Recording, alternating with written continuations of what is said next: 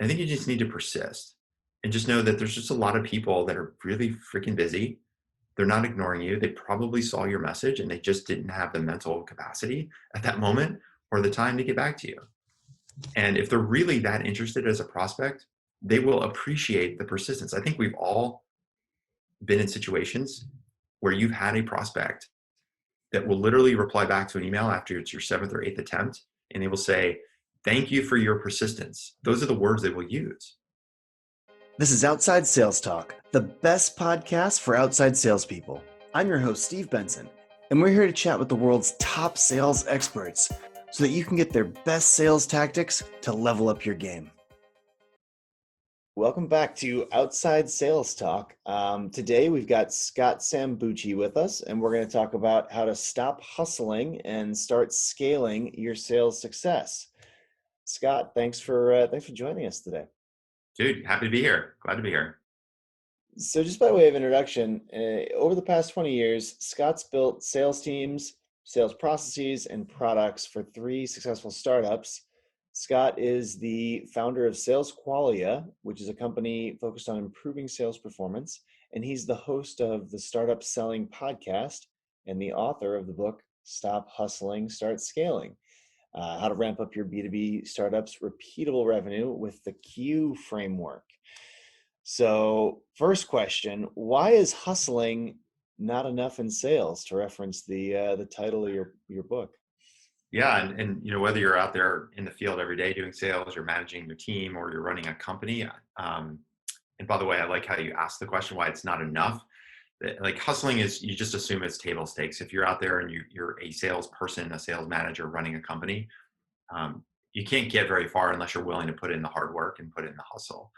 The reason I say it's not enough is that, after a while, the hustling, if all you're doing is hustling and hard working, you're just, number one, you're going to run out of energy. Number two, you're going to run out of time. And number three, you're just going to get frustrated with your inability to actually grow and scale your own individual systems, whether it's a territory, a team, or a company. And so in the book, we talk about, how do you stop hustling and start scaling the business with a focus on building repeatable systems around lead generation, managing your sales pipeline, and your customer conversions so that you can actually grow and ultimately scale the work that you're doing every day. Well, also in your book, you give tips for salespeople to talk about what prospects and customers care about the most. What do they care about the most, and how can salespeople bring this up in their conversations? Yeah, that's a great question. And, I think about this through a couple of different lenses. I've been a salesperson in the field, and I've attended, the big sales meeting where the product teams each have an hour to tell you about their version of the product or their feature, and they're just product dumping, right? They're just teaching you about the product. And so it's easy then as a salesperson to absorb that information and then go out to the field programmed with that information and say, well, I've got to talk about these features. I've got to talk about these upgrades. I've got to talk about this new feature set or this new product set, and product. Additionally, if you're a founder of a company, right, you built the company, you've built the product, it's your baby, right? You built the product to solve, a problem in the marketplace, and you want to show people, hey, this is what I built because it's going to help you.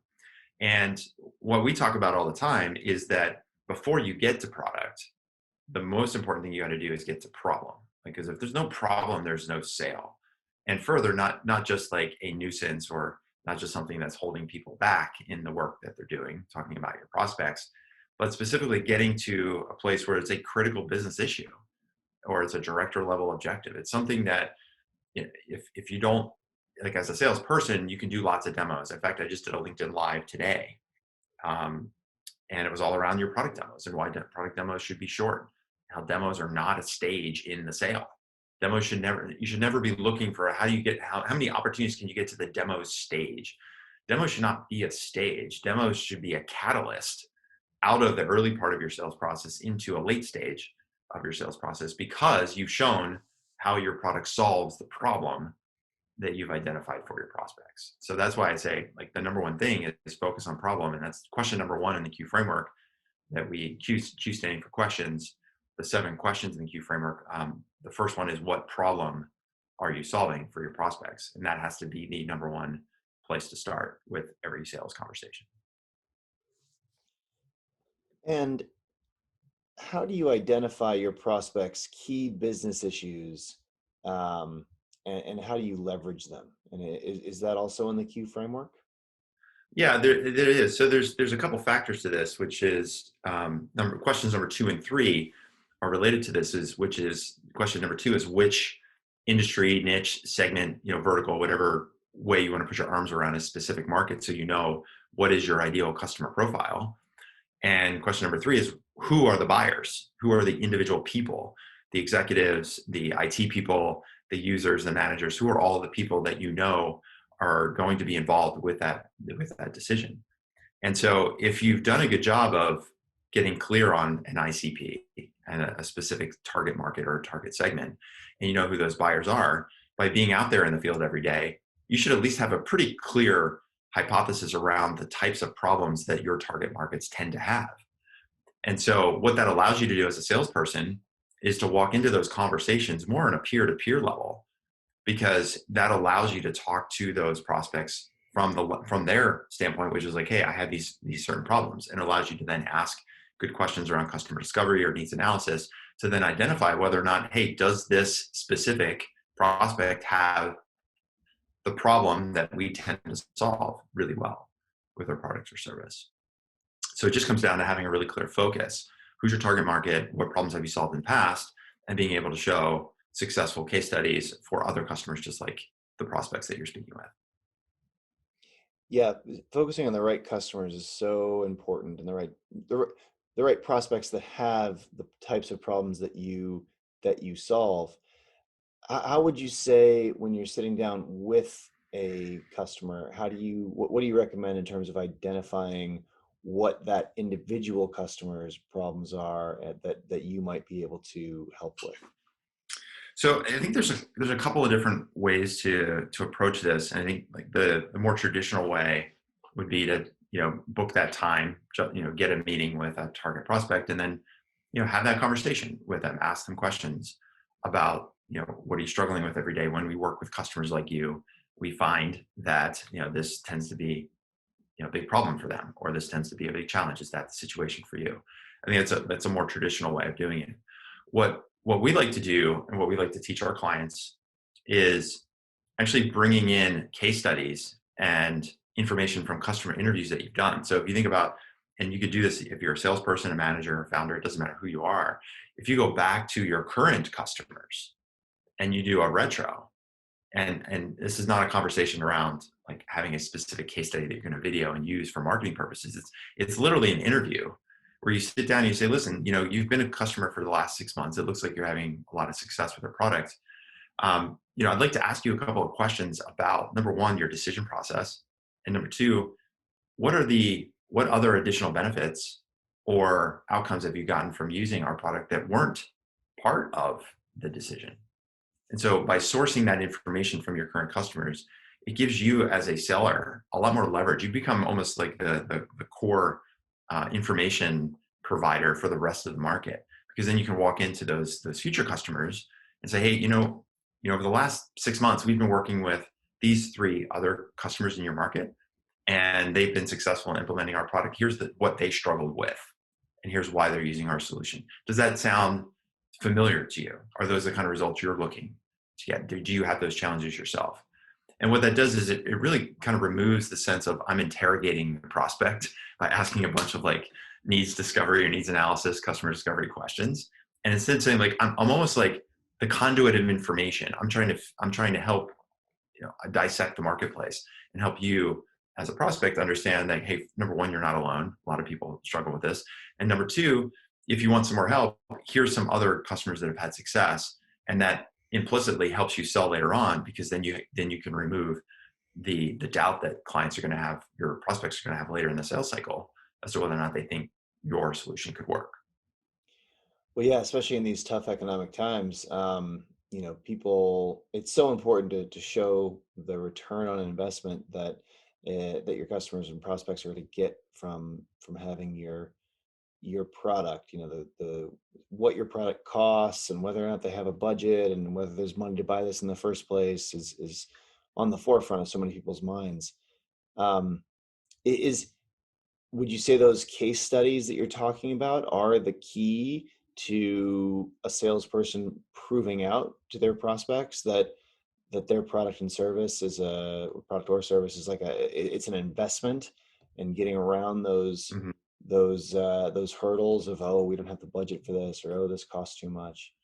I think they can be useful down the road when, ultimately, because right now I think, in a post-COVID world, one of the things that we've been working on with all of our clients is like, regardless of who you sold to in the past in your target markets, whether it's, a COO, a CTO, a product manager, a director of sales, whoever is your, key sponsor and who's going to be ultimately the person paying for your service, just know going forward, the CFO is also now involved. You can just assume that the CFO is going to be involved with every purchase because people are scrutinizing every decision, right? So those case studies can be useful when you're having those economic buyer decisions, and as well as doing things like ROI analysis later on in the sales process. Where I find this can be particularly useful is early in the sale when, sometimes, number one, your prospects aren't always willing to open up to you directly. You're the salesperson, right?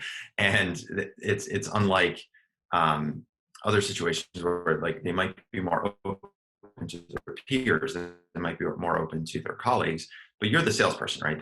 Sometimes they don't have yet the trust with you, and so that's one reason why they might not open up. And so if instead you can share another customer story or share, hey, these are what other people in the marketplace are thinking, then it helps that person feel like, oh, okay, well, this person in front of me has helped these other people, so it makes it okay for me to share what's going on. So that's one reason, is it makes them more open to share. Number two, in a lot of cases, the people that you're speaking with don't have a complete view of the problem themselves. So if you think about when you're doing your prospecting, or you're going out to those, people that come to your website and request a demo, or meetings that get set up, a lot of times they're not necessarily the highest level people in the organization. Sometimes they're director level, middle of the organization. And the middle of the organization people don't always have the full perspective of the problem that you solve. And so by showing them case studies and examples and sharing customer stories about other problems that other companies like them have had, what that allows those director level people is to get some better perspective and a different perception on the problem they have. So it helps you actually help them articulate what that problem is, and then allows you to wiggle around within the organization and say, well, look, it sounds like you've got some perspective on this problem. But again, like when we work with other customers just like you, oftentimes the CTO will get involved. So why don't we just have a quick chat with the CTO and get that person's perspective on this problem? And it allows you to just have a lot more control over the sales process, and allows you to focus in on that customer problem as opposed to jumping on a demo and showing that mid-level person, here's how the product works. What do you think? Well, they may go, hey, that looks really cool, and give you lots of applause. But if they're not clear on how it's going to solve the problem, or they're not clear on how big the problem actually is at their organization and how it's impacting that company's ability to move forward or accomplish a strategic initiative, then there's not going to be, again, there won't be a sale. The problem needs to be big enough. It needs to be a critical business issue, or it needs to be a director level objective in most cases in order for that enterprise sale to be executed. Makes perfect sense to me. We even, like, I personally get involved in our case studies at Badger still. Like I when we have a case study, I'll get on the phone and interview the person, because I want to meet some of our happiest customers, and Mm-hmm. and because I haven't always met them. But I just like walking through that process with them and just kind of interviewing them and hearing, what results did you get? And I just kind of ask them, and I guess I'm asking them all similar questions. And the marketing team is writing down their answers, and we record it and produce a nice little, 2-page pamphlet on a little PDF that people can download and put it on the website and stuff. But I really think it's important for prospects to be able to go and look at, well, straight from the horse's mouth, why did this company, who's kind of like us, why did they use this product? What did they get out of it? How do they describe the value? And and their name's on there, right? Like, you can look them up on LinkedIn if you want, right? It's a real person. And I think that that really communicate. I think everyone should do more case studies, and you can never have too many of them, basically, like, because it really does. It causes your prospects and, frankly, your sales team to focus on the actual benefits that the customer of your product will gain from using the product. Well, and I would take it a step further. Like again, as like a salesperson, it's easy for you and I, Steve, we're talking about case studies, and it's a marketing function, and we're going to hit record and create this 2-pager. What I'm saying is, like, as a salesperson, you've got relationships with your current customers. You got them to buy the product. You help them buy that product in the first place. You've been helping them to implement. You've probably been supporting them in some way. You have that relationship. So don't wait around for the marketing team to create some kind of case study. Like, be curious. I remember when I was selling college textbooks, this is going back 25 years. I was selling college textbooks for what was then Prentice Hall. It's now Pearson Education. And I had a defined territory, right? I had the western half of North Carolina. I had probably about 15 community colleges and about 10 four-year universities. And those four-year universities were some really big schools and a couple of small private schools.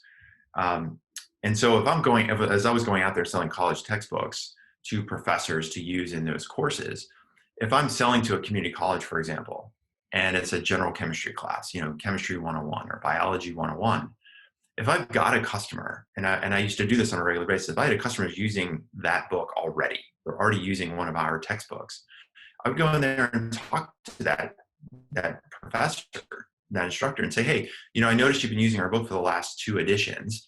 What is it about the book that you find particularly useful? Why do you use this book versus the other 20 intro biology books that are out there? How do your students like it? What do your students tell you that they like about the textbook? And you get that information. And so that as a sales, that's not like a case study from a marketing team. That's just me using that information while I'm already on campus. So when I go to the next campus, if I'm at Forsyth Community College in Winston-Salem, North Carolina, and I drive up the road to Greensboro Community College, 50 miles away, and I'm in that chemistry department or that biology department, I can say, hey, listen, I noticed that you're using another textbook from McGraw-Hill or Thompson or whoever. We just published a new edition of this new biology book. And I was, would you be open to a couple of, having a conversation about that book? And they go, yeah, that sounds good.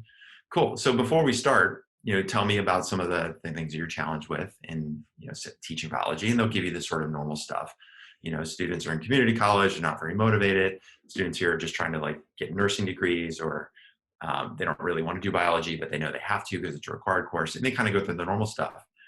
And so by getting that information, now I can match that to the information that I gleaned from that customer interview I did with the professor or the instructor at Winston in Winston-Salem, and say, okay, that's really interesting because you told me 3 key things. Like, number 1, students aren't very motivated. 2, it's a hard course to teach. And 3, that you have a lot of nursing students that are only taking this course because it's a prereq.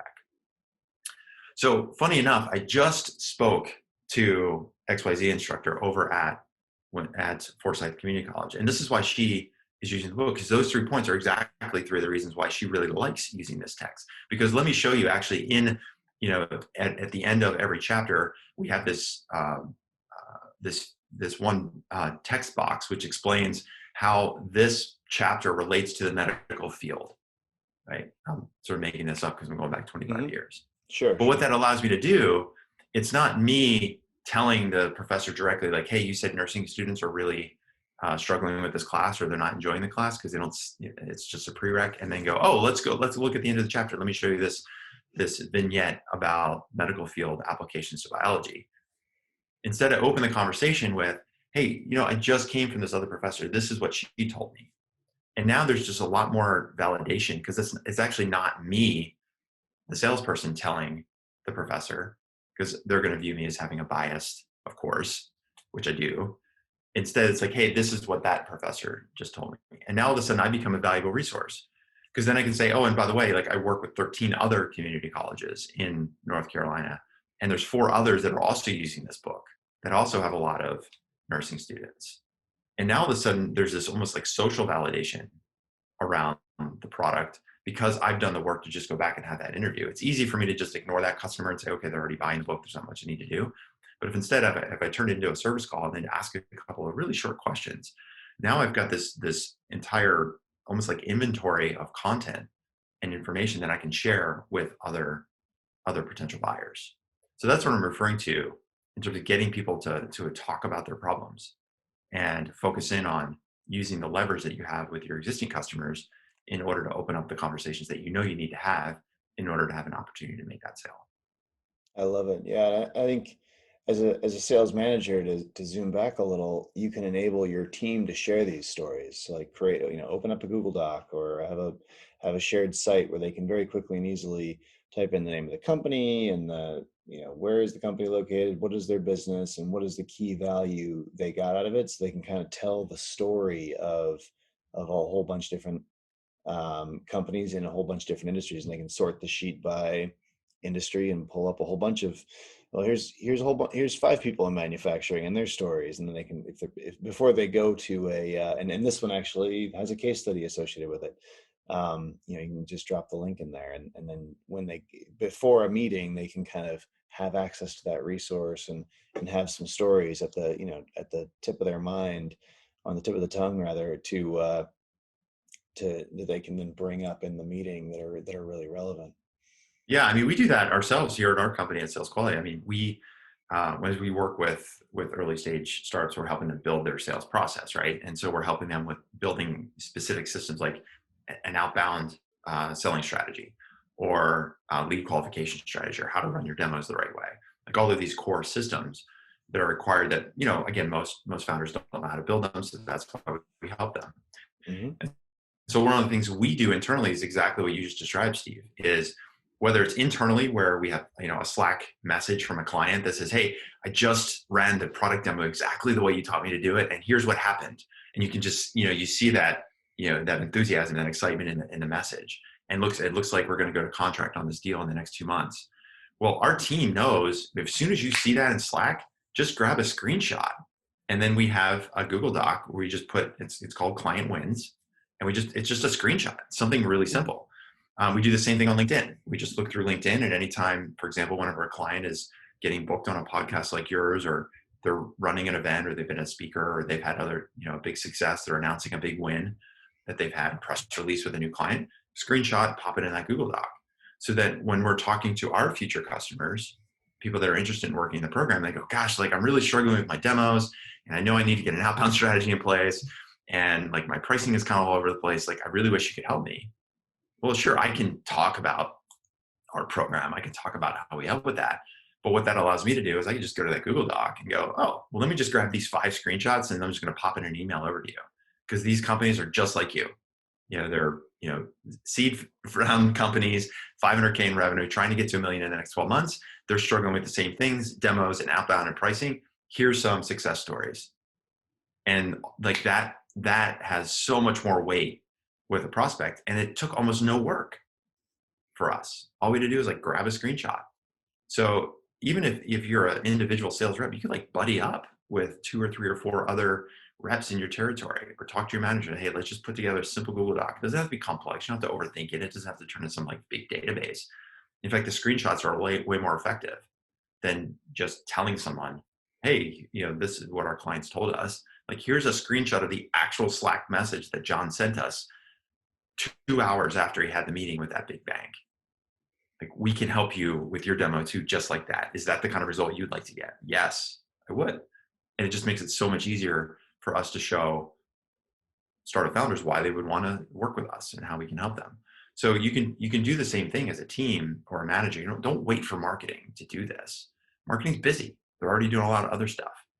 So just take this on your own, take the ownership and do it. And then if you're just an individual rep and you don't have somebody to buddy up with, just do it on your own. I bet you if you go back through your emails with customers that you've had, customers you're working with, or Zoom calls like this, you've got these all recorded. How many times have you been on a call with a customer and you're doing like a quarterly business review with a big account? And during that quarterly business review, they spend a couple of minutes talking about like how excited they are, because now we've got 20 people that are now using the platform, and we're getting output of 50 people that it used to take us 50 people to get the same output. But now because we're using your software, it only takes us 20 people. And those extra 30 people, we're able to move them over to this other department, and we're able to do this or that. And we're really excited. That's so critical. That information is so important.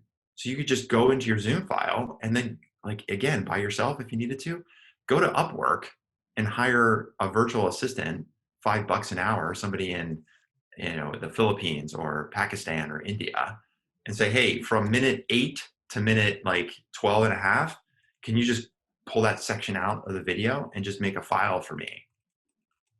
And now you've got the data. If you don't use it, it just gets sequestered, it gets lost, it goes ephemeral.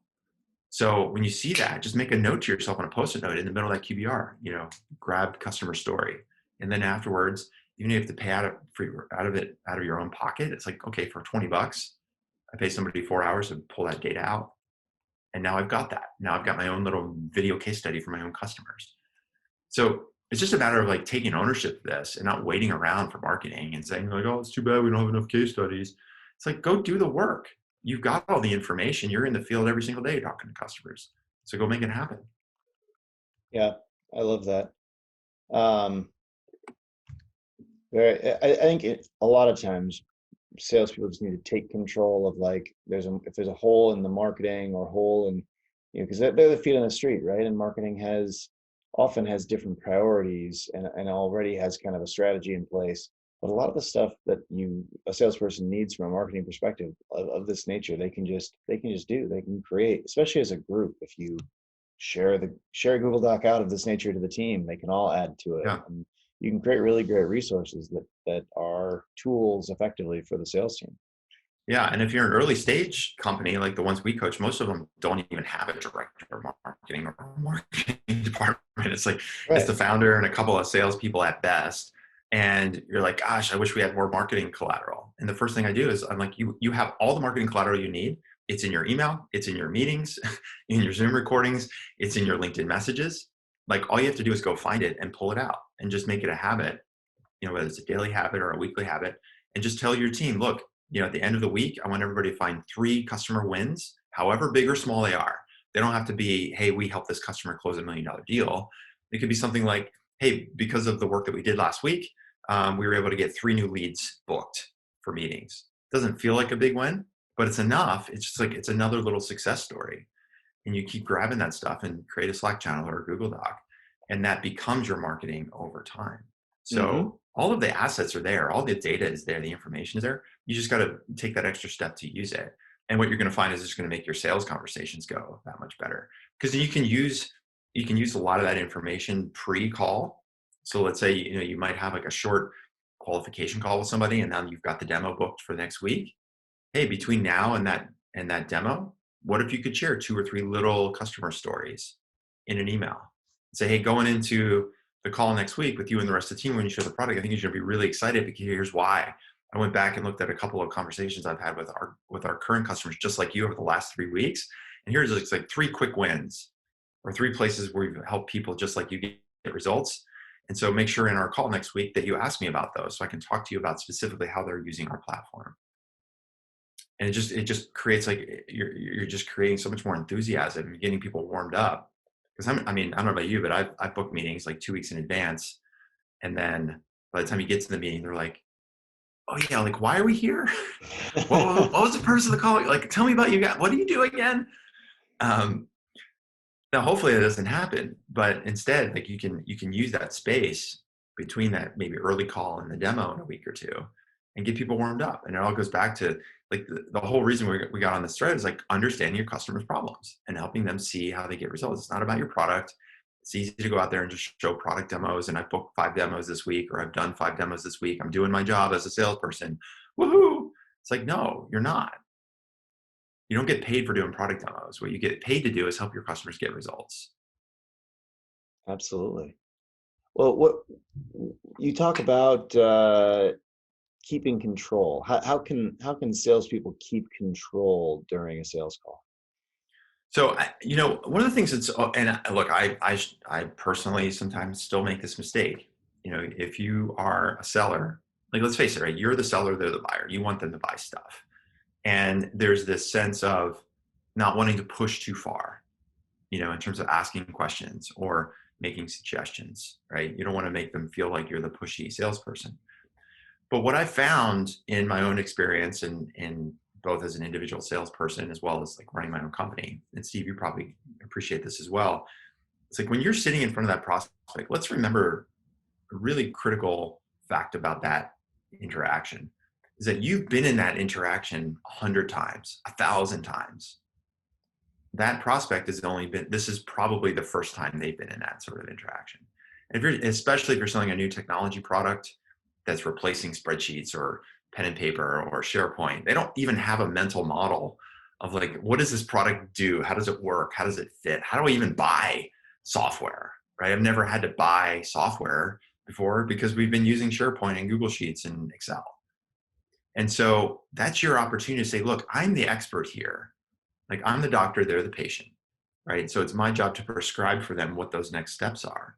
And I think too often as a salesperson, we get into the meeting hoping to please the buyer. Like, oh, I hope they like the meeting. I hope they like the questions I ask. I hope they give me enough information. But if instead we walk into that meeting with a really clear outcome in mind and even tell the prospect before you start the meeting, say, listen, I know we got 30 minutes, Steve.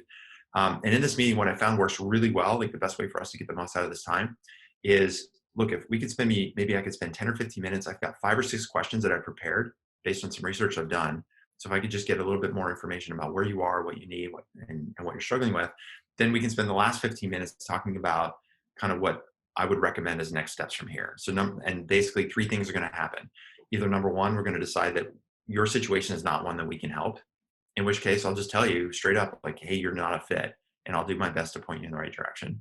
Number 2, you're going to get really excited and you're going to want to see the product. And number 3, we're going to identify that there's probably more questions that need to get asked and answered.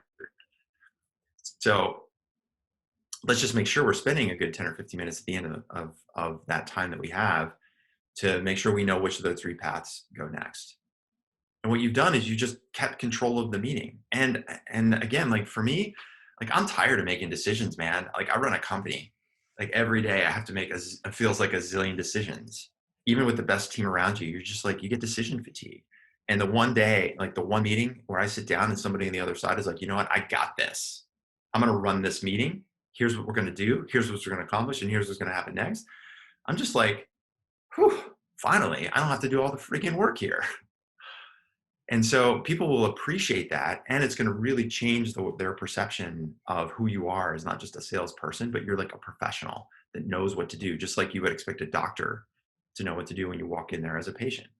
If you walked in there as a patient, you're like, hey, doc, like, I'm having issues. I got knee pain or I got a sore throat. I'm getting migraines. And the doctor's like, geez, like, I don't know. Like, what do you think we should do? Do you want to try this medicine or that medicine?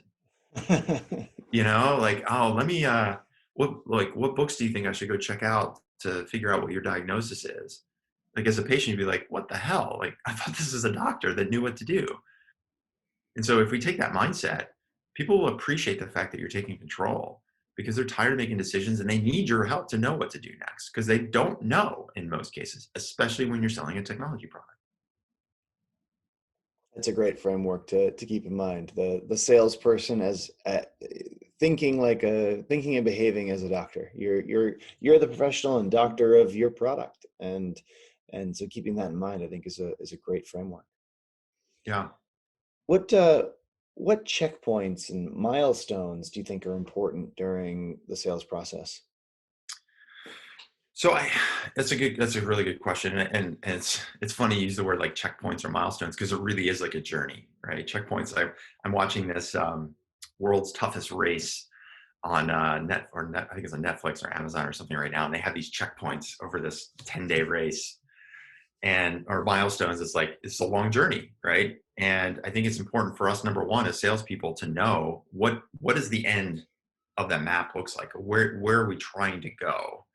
We should know as a salesperson, this is the journey. These are the checkpoints. These are the milestones that we, buyer and seller, need to hit together. We're on this journey together. So number one, I think that's just an important lesson is to know, like, if you don't know what the next steps are, then how are you possibly going to lead the sale and know what to do next? And your prospect is certainly not going to follow you if you don't know where to go. So that's number one. And then number two, in terms of like checkpoints and milestones, I always think of it as we move further and further into the sales process, how do I almost get my prospect to prove to me that they want to make a purchase? So for example, if it's early in the sales process, right, maybe somebody requests a demo or I get some kind of lead from the marketing department, I'm looking for ways to give that prospect homework assignments. So I say, great, good to chat with you, Steve. I'm really glad that we've had this conversation, so I can understand a little bit more about your situation. What we found is really important is that other people in your organization are probably going to also have a perspective on this. So your CTO, your COO, your head of operations, whatever. What would be the best way for us to set up a call with the CTO and the head of ops and the product person so we can get their perspective as well? And right there, like that to me is a milestone in the sale, because if I get somebody who's willing to go, oh, okay, well, I'm not really sure because I don't have direct access to the CTO, but let me ask my manager and figure out how we get that meeting. I'm actually good friends with the head of product, and I think we can get a call scheduled with them right away. And head of ops, let me just send an email right now. Right. So what you're doing is you're getting them to give you, to do some work for you, or before a demo. Like a good checkpoint is like, look, I'd love to show you a demo of the product, but as much as you want to see how the product works, you probably care more about how the product might work for you. So what I'd love to do is put together a more customized demo. And so if you can send me a data file, or you can send me like a sample workflow, what I can do is take that file, load it up into our platform, and show it to you. So that when we do the demo, it's not just sort of like this plain, this is how the thing works. You're going to see how it's going to work for you. So that to me is like a checkpoint or a milestone. If I get that buy-in from the prospect and they go, oh yeah, no problem. Let me go get that CSV file and get that over to you by the end of the week. I'm getting buy-in from them. Another example is later on in the sales process. Maybe it's getting an NDA signed. Even if you don't require an NDA, the other side might want one. You can introduce it as a step. Why would you introduce it as a step? Because you want to know whether or not the person you're dealing with has access to legal and procurement, right? Because you could have all these great conversations and demos and like proposals and all these things happening in the middle of the organization. But then what happens if you're not dealing with ultimately decision makers that have influence in the organization? They go, oh, I got to like run it up the flagpole or ask my boss and check in. So if you ask for an NDA earlier in the sales process, it lets you know whether or not that person has leverage enough to get an NDA signed or to get you a procurement checklist. And say, hey, I know we're still a couple months away from a point where we'd actually sign a contract, but as a technology company, our experience has been that your procurement team is probably going to have like a list of requirements around things like a SOC 2 audit or ISO certification or data security. So, why don't you grab me that? Can we get a copy of that procurement checklist just so I can take a scan at it in case there's anything that might prevent us down the road from moving forward? Then I can make sure that we start working on that now. Especially if you have something that regularly comes up to block deals later in the sales cycle, identifying what they are and asking those hard questions in the qualification process can really separate sales reps that waste a ton of time on things that go nowhere, but seemed like they were good, and sales reps that are able to focus on the things that are actually going to close. Yeah, and I like your point there, Steve. It's like as a rep or a manager, like the stuff that comes out. There's probably like the top 3 reasons why deals stall in procurement or legal, right? Maybe it's like around SLAs. Like maybe the people you're selling to, it's a Fortune 500, and they want like 99.999% uptime or something like that, or they want a 24-hour response time as part of the SLA, and that you're maybe not set up to do that, and that's going to be a sticking point down the road. So you can use that. Again, it's about controlling the sale early and saying, hey, listen, prospect, I know we're still a couple months away from the point where we would get started, but we know that when we work with companies like you, oftentimes SLAs can be a big sticky point with the legal department. You probably have your requirements. We have what we know we can do. So, that's an example of why we want to get that procurement checklist, just to make sure that if there are any potential landmines down the road, that we can address those sooner rather than later. Yeah, it's really smart to set up these checkpoints and milestones in your sales process. What are there other checkpoints that you'd recommend setting up along the way that 'cause I really like some of the ideas you just gave there. Are there more? Yeah, this is something I learned from Chris Duggan, he's been a multi-time founder. He was first head Yeah. of sales that got to WebEx, grew WebEx, and then he's been an advisor at Palantir. He started a company called Better Growth, or not Better Growth, Betterment. Better Works, I think, Better works. something Yeah, like yeah, that. yeah, yeah. Something like that. I Uh, know him. I haven't talked to him in a few years though. Yeah, so he was an advisor when I was at Blend. So I was head of sales at Blend, which is a lending software company. And when I was head of sales there, we had Chris come in and just give some perspective about like large enterprise sales, because that's what he did at WebEx. He had that experience advising Palantir and some other companies. And so we talked about these checklists or these milestones. And one of the things that we talked about oftentimes were things like, proof of concepts or pilots of some kind, and almost like forecasting for people down the road. It's like, for example, you're running this demo, you have this really great demo. One of the ways you can future pace is like, look, coming out of this demo, a lot of people wonder, how is this thing going to work for us? And so one of the things we can do is set up a POC. Why don't we set up a POC? And that can be a checkpoint so that there's no money getting exchanged. But what that does is it forces the system audit to happen. And this is what Chris talked about, like doing what he calls a system audit. So looking at their systems, their processes, like where is the data stored? How do we get data out? Are they using, COBOL and AS400 or are they using a more modern platform?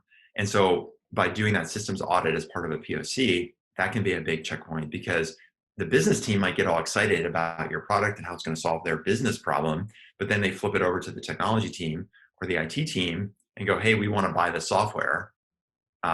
We need you to integrate with our current systems. And the IT team is like, oh crap, like we can't, or we don't have time, or we don't want to. And so by introducing a systems audit, it allows us as salespeople to get a sense for how easy or hard is this going to be with implementation and integration, because that's also going to affect price down the road.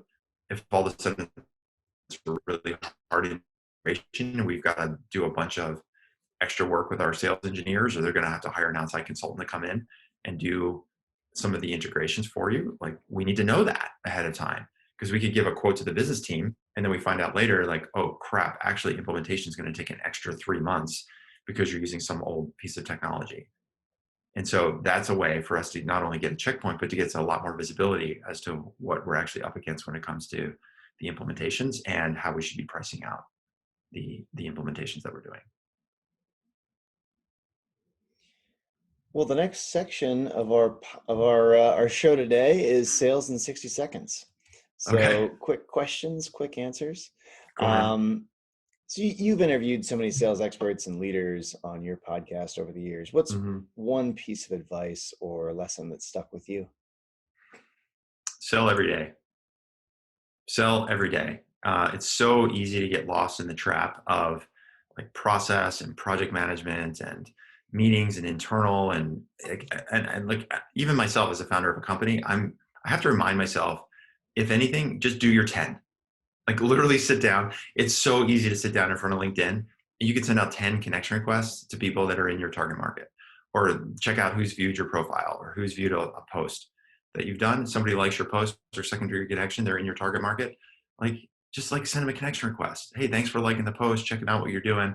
Really, really like it. Let me know if you ever need some help, thought we might connect. Like you've got to keep this, like as a salesperson, we oftentimes forget that we're supposed to be selling every day.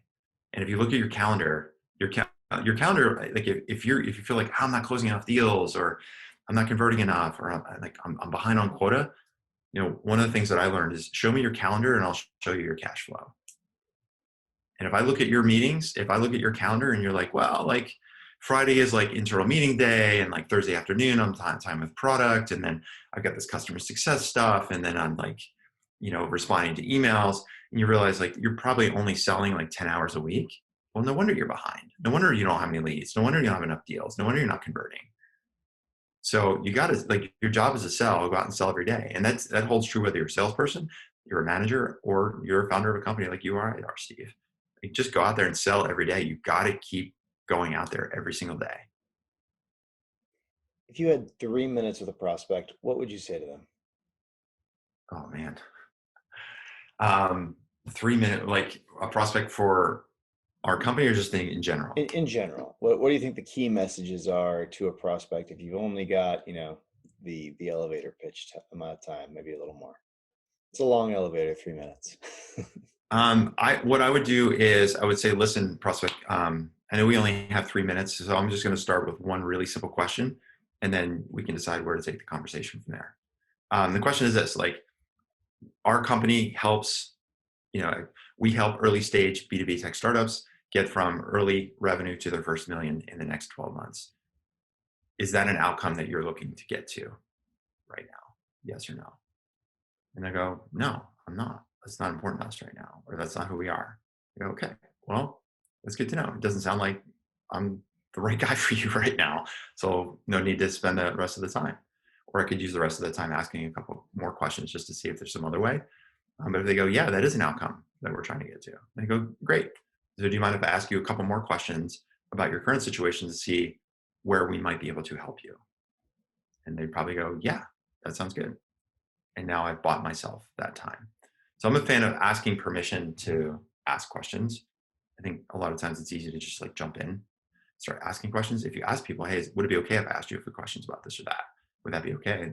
They'll always say yes, but from a mindset standpoint, they're not feeling interrogated. They've opted in. So that's how I would approach those 3 minutes. What do you think the most challenging part of sales is?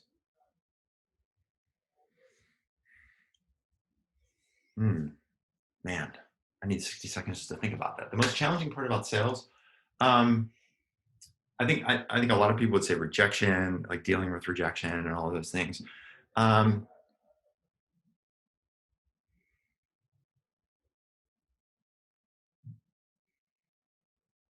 I mean, I think for me, it's persistence. It's persistence. And so, and the reason I say persistence is two things that come to mind. Number one is um, like going back to selling every day.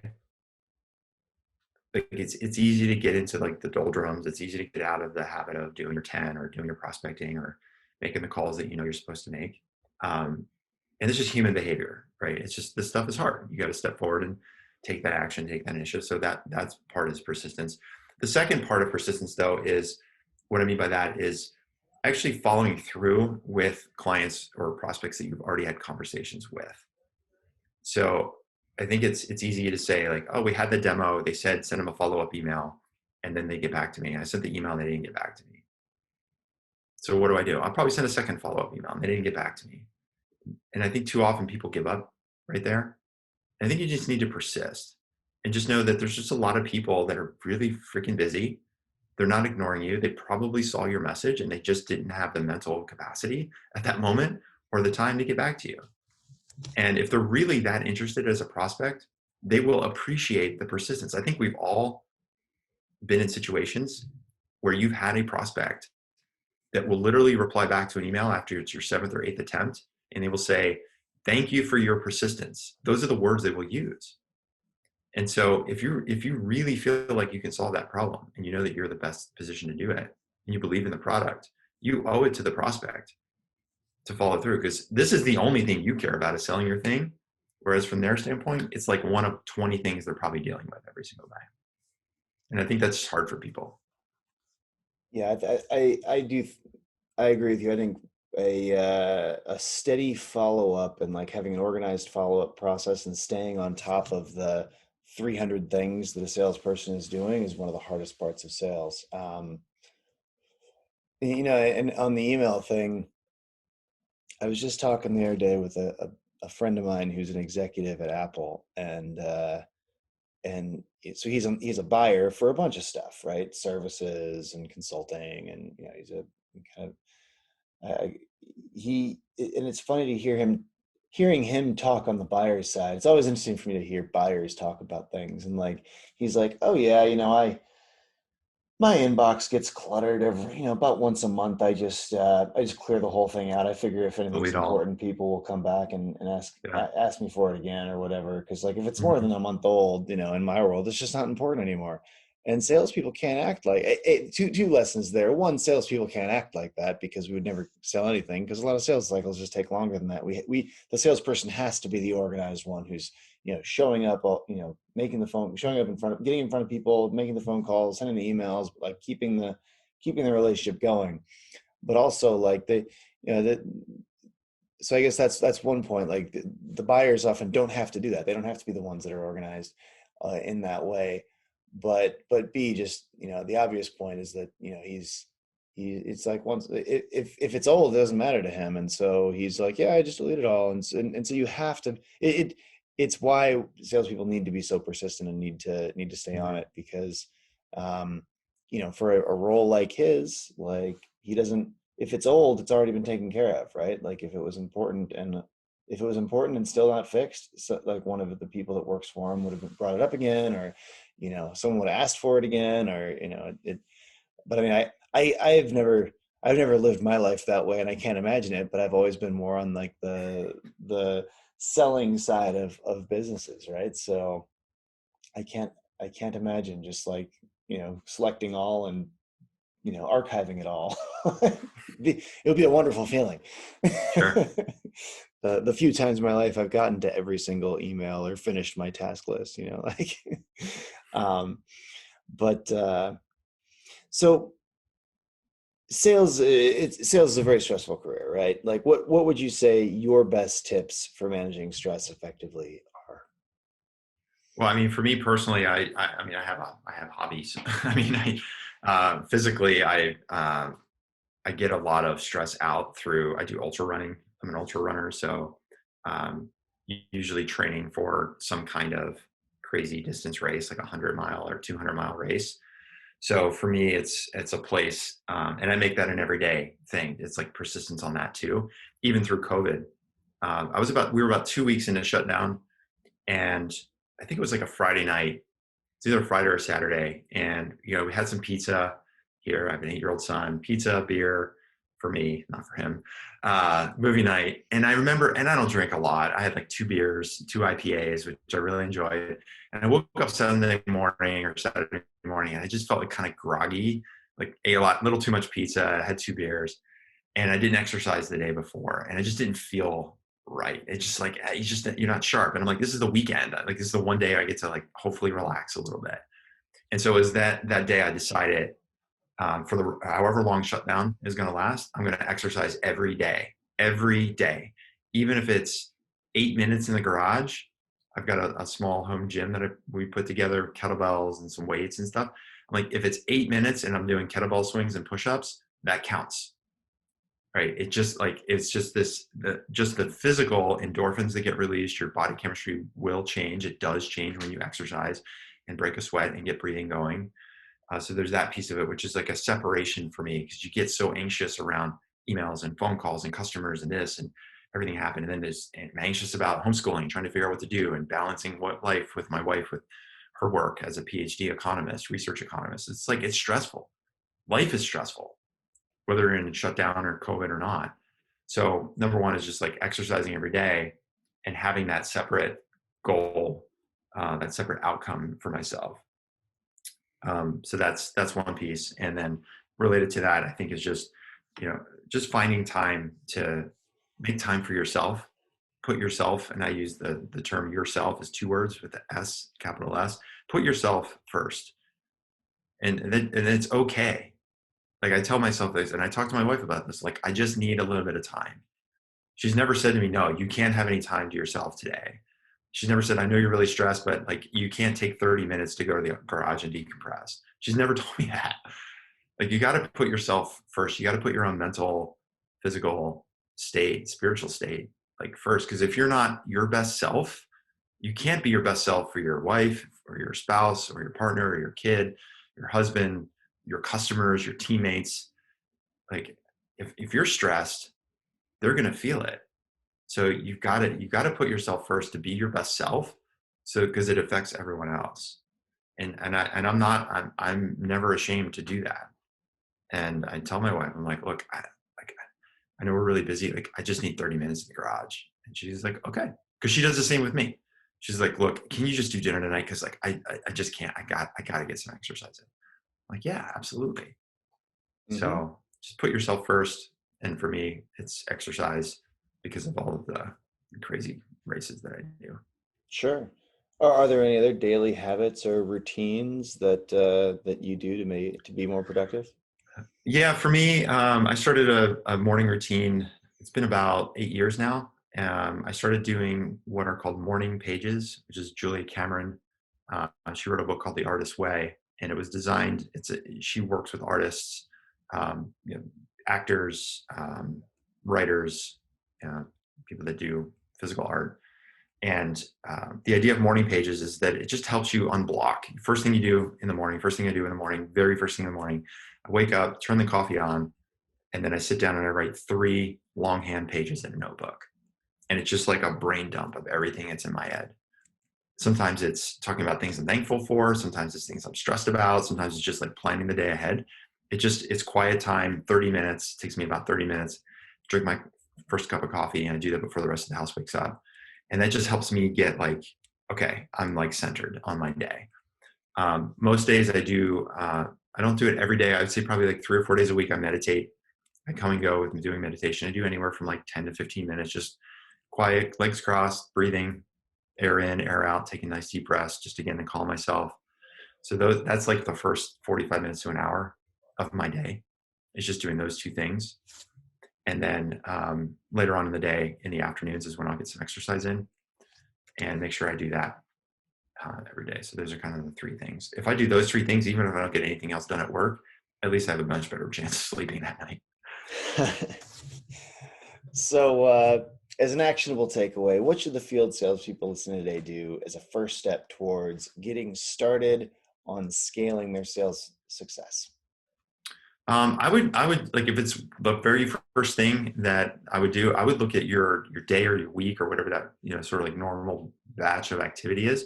I would look at like, I would look for 2 things. I would look for what is one thing that you're not doing enough of that you should be doing, and what is and so that you can start to build that into your schedule. We talked about you should be selling every day, for example. And number 2, look for what are the things that you're doing that you don't like to do? Like, is there something that's like every week, I got to do that thing, or every day I got to do that thing, and I just don't like to do it? And look for ways to either get somebody else to do it for you, delegate it out, look for ways to automate it. Because if that one thing, even if it's like a 5-minute task, and it drags you down mentally, and it's happening at like 2 in the afternoon, it just wrecks the rest of your day. So I would I try to look for ways to remove stuff just as much as I look to add stuff to the calendar. So if there's something you don't like, or you don't want to do, or it's just a big drag, you got to identify that and try to get it out, or at least find a way to deal with it in a way that doesn't drag you down during the rest of the day or the week. Absolutely. Well, I'm gonna attempt to summarize the wisdom that you've given us today here. So, first, we talked about hustling and how hustling is not enough because eventually you'll run out of energy and time. Scott recommended building scalable actions that can help you build your sales. During meetings with prospects, salespeople should focus on the problem before they go to the product. You got to ask yourself, what problem are you solving for your prospects? Understand the problems your prospects have so that you can walk into each meeting and talk on a peer-to-peer level. Be an expert in their issues. One thing you can do is ask current happy customers about their process, and ask them how they've been using your solution to solve their challenges. Then you can bring in these case studies that you've gathered, this information that you've gathered from those current happy customers, and you can help your prospects understand how that you'll be able to benefit them as well. Sharing these customer stories can really help. I think your prospects can end up more open after you shared stories of this nature with them. They'll be more open about their problems, and you can help director level stakeholders get a clearer view of the problem that your prospect is experiencing, because sometimes people at the top of the organization don't necessarily understand what's going on at the bottom of the organization. You can share your customer stories with the rest of your sales team, maybe in a Google Doc, maybe in a platform, lots of ways to do this, so that everyone can share these same stories. Don't go into meetings just trying to please the buyer. Go into each sales meeting with an outcome in mind. You can keep control of a meeting by stating the plan that you have in mind for the meeting and leading the prospect through that plan. Finally, use checkpoints in the sales process to understand how the deal is moving forward or if there are sticking points. Scott, this has been such valuable information. Where can our listeners read more about your work? How can they reach out to you to learn more about you and what you do? Best place to go is just our company website, SalesQualia, QUALIA.com. And then the book that you mentioned, Stop Hustling, Start Scaling, right there on the homepage, there's a big button where you can actually download a personal copy of the book. People are always welcome to go buy a copy on Amazon. I prefer to actually just get as many copies of this book out to people that need to read it. So you just pop in your email address. We'll email you a PDF, full complete copy of the book, a personal copy of Stop Hustling, Start Scaling. And that will also, of course, add you to our email list so that when we're doing trainings, LinkedIn Lives, webinars, other content, podcasts of our own, you'll be notified about that stuff. And you can learn a lot more about what we do from there. So that's it. Go to salesqualia.com. Awesome. Well, thanks, Scott. This has been a great episode of the Outside Sales Talk. If anyone can think of other sales reps that would benefit from learning about what Scott's taught us today, feel free to share the love and forward this podcast onto them. And please leave a rating for the podcast if you get a chance. It really helps spread the word. Take care until next time, everybody.